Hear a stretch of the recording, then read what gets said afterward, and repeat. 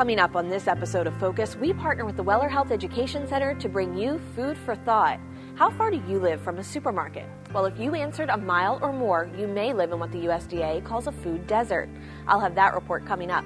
Plus, reporter Brittany Garzillo explains how to get the best nutritional bang for your buck at the grocery store. And reporter Grover Silcox takes us to the farm with National Public Radio's Organic Gardener. Don't go anywhere. A new episode of Focus starts right now.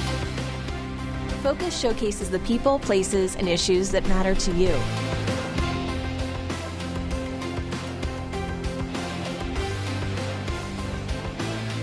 Everybody has a story. These are the stories that uplift and inspire right here in your neighborhood. Focus on what matters. You never know what you're going to see when you tune into Focus. Support for Focus is provided by the people of Air Products feel privileged to bring this programming to you. By supporting education and the arts, Air Products strives to improve the quality of life here in the Lehigh Valley, where we call home. You're safe at home at Luther Crest, a Diacon senior living community in Allentown. Our mission is to offer premier accommodations and services so residents can cultivate a healthy and fulfilling retirement. At Luther Crest, we offer independent living apartments and cottages, personal care, skilled nursing, rehabilitative services, and more. Plus, the Luther Crest team strives to provide each person family-like support. You might say it's like a home run. Luther Crest. News doesn't stop. We cover it 24/7, 365, because that's what our readers demand from us. You need to know what's going on, who's playing by the rules, or who's breaking them, who's winning and who's losing. The full range of the human experience plays out every day in the pages of our newspaper and website. The platform you choose to engage with us is your business. Delivering the news is ours.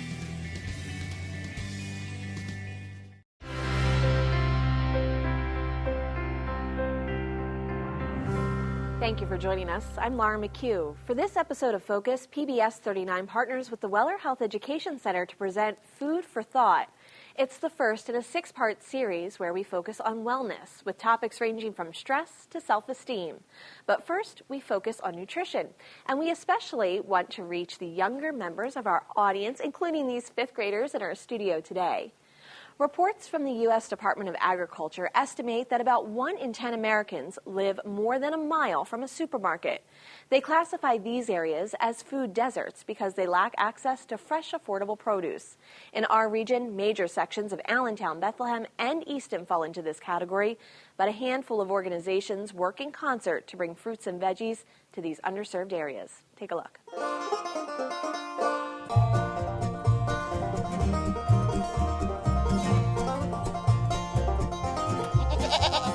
Just north of Easton, on the family-owned Clear Spring Farm, fall is in full swing. In the fields, eye-catching sunflowers stand tall. Bright orange pumpkins wait for picking.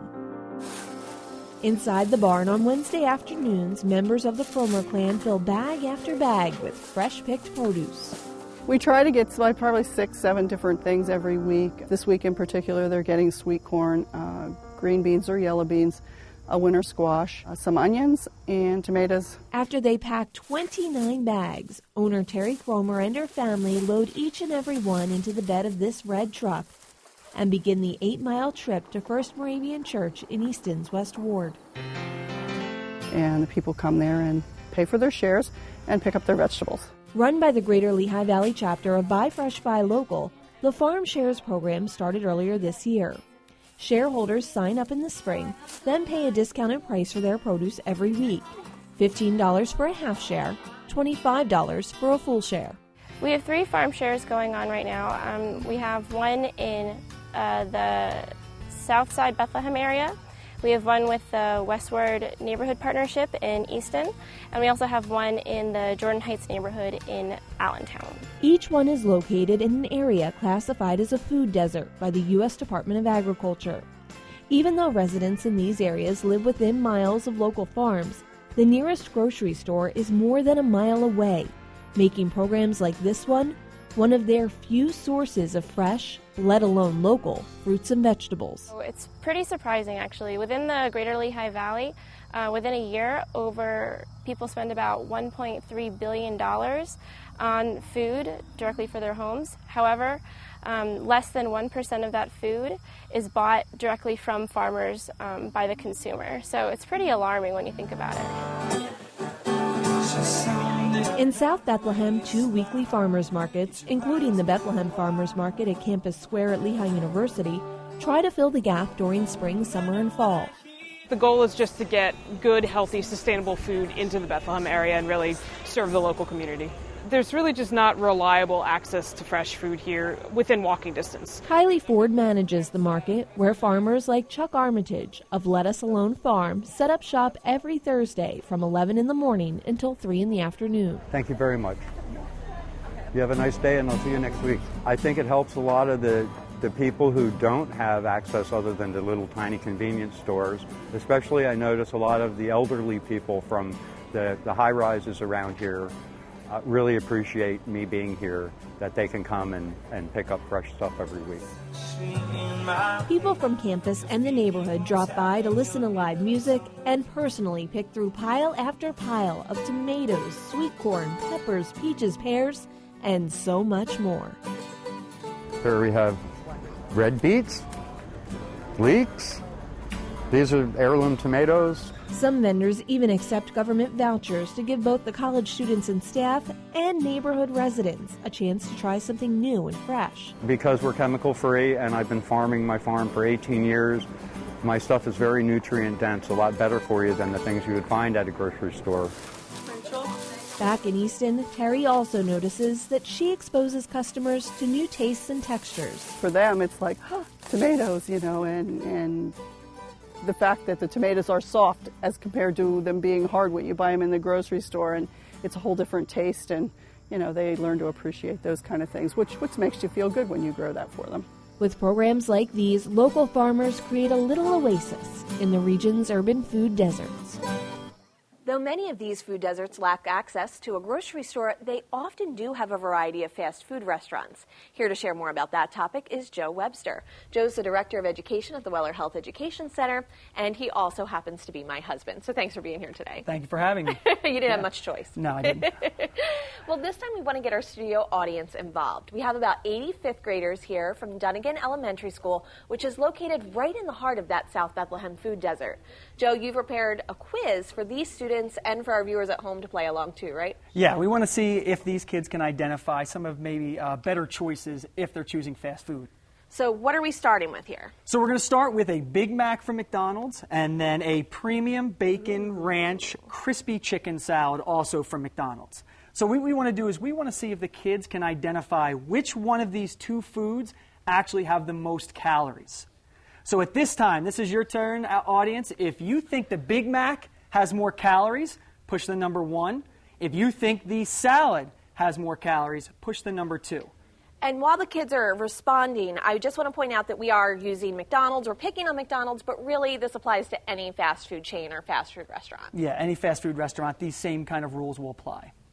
All right, so let's get the results from what the students thought, okay? So for the most amount of calories, most of the kids actually do believe that the salad actually has more calories. Well, let's go look at the facts and see if that's true.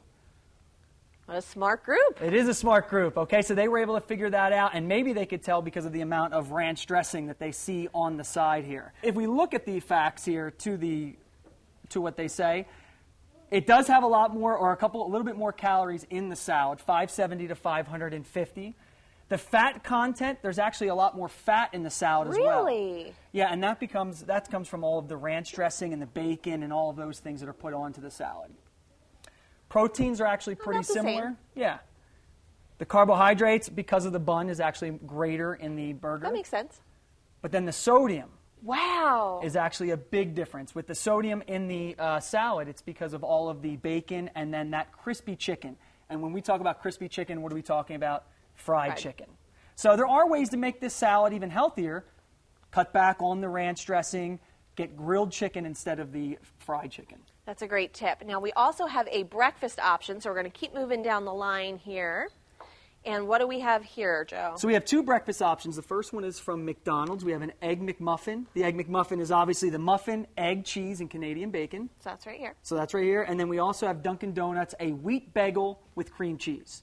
And what we want the students to identify is which one of these two breakfast products have more fat in them. So at this time, boys and girls, you can enter your answers. If you think the Egg McMuffin has more fat, push the number 1. If you think the bagel has more fat, push the number 2. And again, we're talking about specifically Dunkin' Donuts and McDonald's, but again, could be any comparable place. Absolutely, okay. So let's see what the students thought the answer would be. All right, let's see how smart they are. All right, so the students chose the Egg McMuffin as having more fat in it than the Dunkin' Donuts, okay? So let's see if they were correct. Oh, we've got the 22% was correct. We've got them on this here. We fooled you. Well, let me show you the stats and the facts of why actually the Dunkin' Donuts wheat bagel with cream cheese actually has more fat than the Egg McMuffin. When we're talking about the Egg McMuffin, calorie-wise, if we were to take the cream cheese right off of the bagel, the calories would actually be the exact same. But when you add all of that cream cheese, it actually raises the fat. But who wants to eat a bagel without some kind of topping like cream cheese or peanut butter on it? Exactly. So maybe a better option, like you said, would be peanut butter, or maybe just eat half of the bagel with the cream cheese. That would also be a better option. Protein's about the same. Carbohydrates, though, wow, the amount of carbohydrates are double in the bagel. Now, Joe, are carbs good or bad?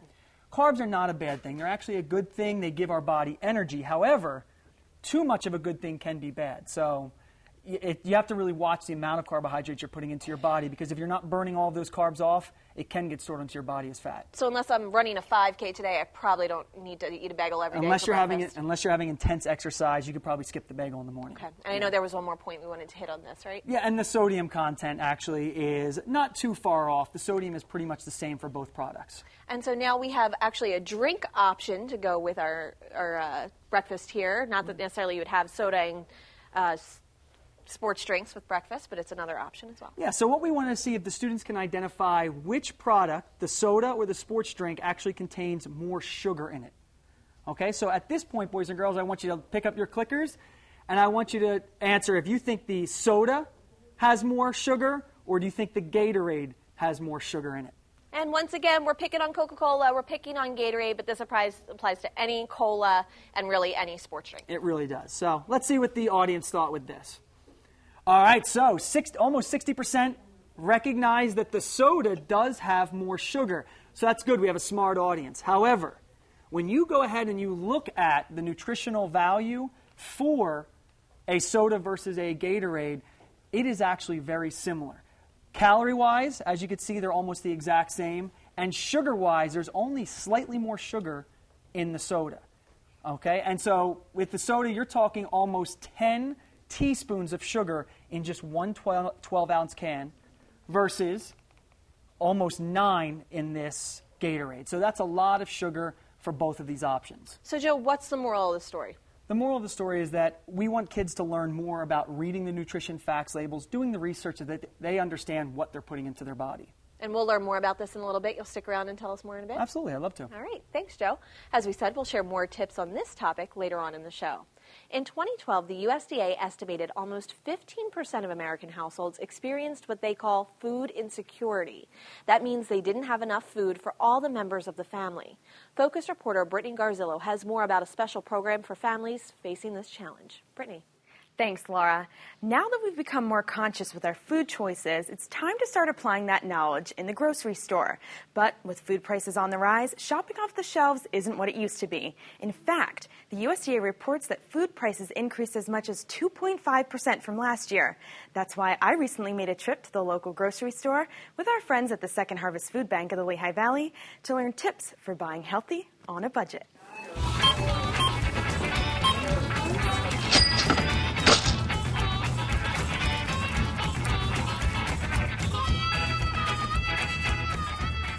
Well, we've all heard the dreaded question, what's for dinner? And for some, it's easily fixed with a nice home-cooked meal. But for others, dinner can come on a budget of less than $10 a meal. So how do you determine what will give you the most bang for your buck while still being healthy for your body?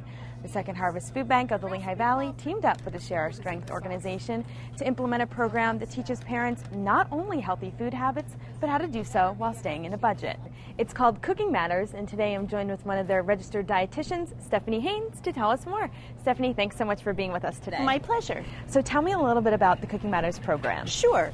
Cooking Matters is a 6-week nutrition and cooking education program sponsored by Second Harvest Food Bank in partnership with Share Our Strength.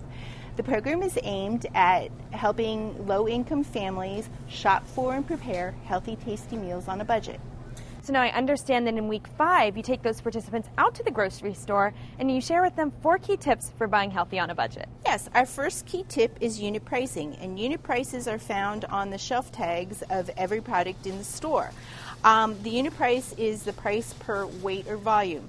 Here I'm comparing 2 different cans of clean peaches, a large 29-ounce can and the smaller 15-ounce can. The large can is $1.69, the smaller can is $1.39.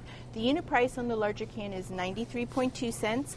The smaller can is $1.48.2. So the larger can is the much better deal. So it's really important to review quantity when considering price. Absolutely, absolutely. Our second tip is whole grains, and whole grain is not necessarily shown on the front of the box. The best thing to do is to look at the ingredient label and it has to say whole grain on it.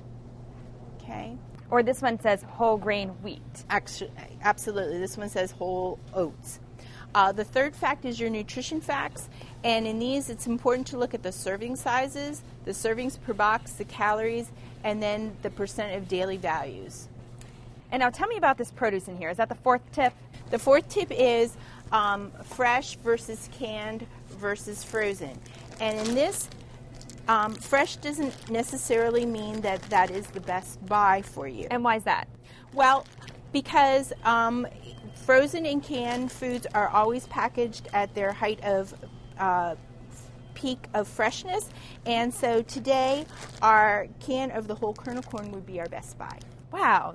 That's very interesting. So now, if I were to use these tips throughout my shopping experience, would I really be saving that much money because this looks way too good to be in my budget? Absolutely. From day 1 of their training, they have been taught how to utilize shopping lists as well as the convenience cards for the store, weekly flyers, and coupons. So when they do come in here for their challenge, they are ready to go and save money. Stephanie Haynes, thank you so much for joining us and for sharing these wonderful money-saving tips with us. Absolutely. To find out how you can volunteer for the Cooking Matters program and any of the other programs offered at Second Harvest Food Bank of the Lehigh Valley, log on to shfblv.org and click on Get Involved. For Focus, I'm Brittany Garzillo reporting. Thanks, Brittany. I'm back now with Joe from the Weller Center. Joe, you wanted to share some more tips for eating out when we have to. We know that fast food really should be a treat, but most of us do it from time to time anyway. Yeah, so some of the tips that I'd like to share is if we mentioned the salad earlier, so if you're going to get that salad, try to get the grilled chicken instead of the crispy chicken, because again, when we hear crispy, we know that means fried. Also, maybe just get your ranch dressing on the side so you can just sprinkle a little bit on. And if you really have to have the bacon bits, go for it, but maybe you can skimp back on the bacon a little bit as well. What about sides? Because you know I love the French fries. The sides, if you want to get sides, and especially the French fries, try to order the smaller version of the fries and don't add any extra salt. And then maybe some of the places offer healthier options like apple slices, as well as baked potatoes. But be careful when you get a baked potato. A lot of times they'll come fully loaded with lots of other stuff, which just really jack up the amount of fat and sodium that are in that. And I know with drinks that we really should get a bottled water instead of the soda, but sometimes I'm just so bored of drinking water all the time. Yeah, and I understand that. So what we always try to teach our students is to try for a low-fat milk or even an unsweetened iced tea, so they're not getting all of that added extra sugar. So why should we be avoiding fast food and other dining out options in the first place? Well, fast foods are just generally processed foods, and what processed means is they're foods that are actually having a lot of extra fat, salt, and sugar added to them so that they taste good. So when you're eating all of that processed food, you're just adding a lot of things that your body really doesn't need. And at home around our kitchen table, we always talk about how sugar is the hidden ingredient in everything, it seems like. It really is amazing how much sugar is in everyday products, bread and other things like that. So sugar can come actually hidden. So if you look at the ingredients list, sometimes you'll see things like dextrose, sucrose, fructose. So any word that ends in OSE, OS, That's also another name for sugar or anything like syrup. So corn syrup, refiner's syrup, all of that's just another name for sugar. So when we're out shopping, what does a good ingredient list look like? If you're looking at an ingredients list, the less ingredients that are used to make that product are the better. So if you see an ingredients list that is really long with words that you can't even pronounce, what we always tell our students is if you can't recognize the word, your body's not going to recognize that ingredient. Yeah, if you can't pronounce it, your body can't process it. Yeah, right? It's probably not a good thing. And finally, I just want to add that some of the best things for us, they don't even come with nutrition labels or ingredient lists on them. No, if you go to your grocery store, you're going to notice your fruits, your vegetables, your produce, certain meats don't have a nutrition facts label on them. So we're really trying to stress whole foods to our students. And so really, we're not trying to tell people what they should eat or shouldn't eat. What are we trying to do? We're just trying to inform them, make them understand of what they're putting into their body, and give them the choices so they can make better choices for their lives. Thanks, Joe. We'll be seeing you back throughout the next several months talking about a number of wellness topics. Yeah, we're really looking forward to working All with right. you guys. Yeah. Thanks so much, Joe. You're welcome. Well, I want everybody to take a moment to think about what they ate today. Do you know where your food came from? And I don't mean which aisle in the grocery store. For a little more food for thought, we head over to Grover Silcox with more. Grover? Our Food for Thought theme got me thinking about where food comes from and who's producing it. For answers, I turned to my old pal, Mike McGrath, host of You Bet Your Garden on National Public Radio. He's a veritable silo of farm and garden facts. Mike pondered the questions and said, rather than me feed you with facts, how about if I just show you? I'll show you where red, ripe monster tomatoes, leafy lettuce, and healthy handfuls of splendid spinach grow. And I'll introduce you to a Lehigh Valley couple who make it all happen organically with a simple mix of love and care. Nature's bounty attracts a variety of creatures. In this sea of colors, one might even spot a silver-bearded harvester, known by local listeners of WHYY-FM as Mike McGrath, the organic gardener. When you go to a farm that has big stands of flowers, there's just so much more life there. Wait, didn't we come to Pheasant Hill Farm to see where our food comes from? What's with the flowers? These flowers are luring in pollinators who are making sure that things like their string beans and their snap peas get super pollinated and are very healthy.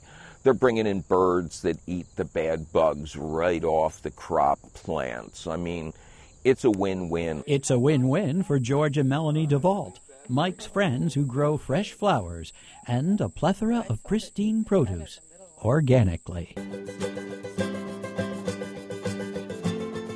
The emphasis is on taste, freshness, maximum nutrition. We're producing people food as close to where people buy it and consume it as possible. And they're doing it with no sprays and no chemicals. So when you take a bite of so-called conventional produce a lot of time, you're eating weed killers that are embedded. You're eating genetically engineered organisms. This is the last great hope of mankind. Small-scale farmers growing food intensively, good food, clean food, grown in clean soil, not modified in any way. The couple grow their crops in high-tunnel greenhouses, also called hoop houses. Just a metal pipe frame covered with one sheet of plastic. It gives you earlier produce in the spring and later produce in the fall. It greatly increases your quality. The DeVaults climate control their hoop houses, so they're growing and selling produce at the Emmaus and Easton farmers markets long after others have shut down. Inside, we've got small beds that are just wide enough that we can reach in and work from either side of the bed. Drip irrigation hoses disperse water at a measured pace. But these pepper plants, George can probably harvest these through Christmas. I saw a big one. There you go. And the Italian frying sweet peppers? George and Melanie tuck in certain beds. This is how you get really beautiful looking salad greens without spraying them. You physically protect them. You drop a blanket over top of them that lets air and light and water go through, but no insects, and you get beautiful greens. It's very, very tasty. Break off a leaf and help yourself. Hey, what about kale? Good cow. If you like a crunchy salad, just pop it in your mouth. Most people saute it, steam it. George has something for tomato lovers, too. There's a winner. About as close to a perfect brandy wine as you're going to get. On the trellis, with some string support, drip irrigation. It's going to be a big hit at the farmer's market. These look really lovely. They're as yummy as they look. A whole lot of work goes into a yummy organic tomato or peppery tasting arugula. Hey, George, Melanie, thanks for showing us around today. You're welcome. Thank you. Thanks for coming out. It's our pleasure. I think people will appreciate the hard work that goes into fresh local food. We hope so. There's a lot of hard work goes into it. And love. And love. This organic farm attracts the birds, the bees, and the thing called love. For Focus, I'm Grover Silcox reporting. Well, aside from the great information, that was a spot-on imitation of Mike McGrath, Grover. Well, thank you, Laura. Just hanging out with Mike for a couple minutes, you want to chomp into a big, red, ripe, crispy apple. This will keep the doctor away, but in your case, I don't think there are enough apples right now. So, Grover, what you're referring to is, of course, that I'm pregnant, that we'll be having a baby in a couple days now. All the more reason to eat organically. Well, thank you both for those wonderful reports, and I hope that we all learned a lot along with the kids. I know I did. Oh, I absolutely did. I want to commend our studio audience of 5th graders. I eat that crispy chicken salad all the time. Do you? Ranch dressing, bacon, and I never would have thought that a burger has fewer just as many calories. Yeah, I know. It just doesn't take into account, the fries and the fountain soda Yeah, that I I guess add you're on with it. So thanks for those great reports. You can find many of the resources from this show on our website, wlvt.org/focus. From all of us, thanks so much for joining us, and don't forget to focus on what matters. Support for Focus is provided by The people of Air Products feel privileged to bring this programming to you. By supporting education and the arts, Air Products strives to improve the quality of life here in the Lehigh Valley, where we call home.